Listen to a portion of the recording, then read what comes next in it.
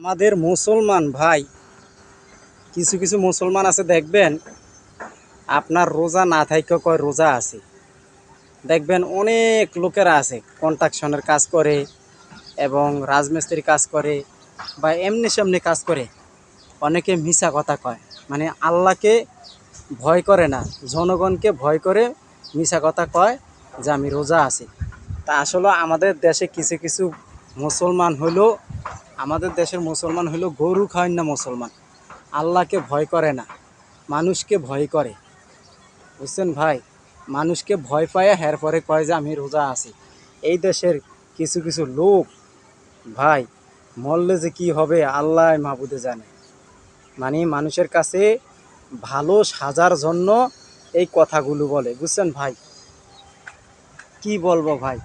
আর যারা রোজা থাকেন না তো থাকেই, যারা রোজা থাকে এরা কোনোদিন মিথ্যা কথা কইতে পারে না, বুঝছেন ভাই। যারা রোজা থাকে তারা কোনোদিন মিথ্যা কথা কইতে পারে না।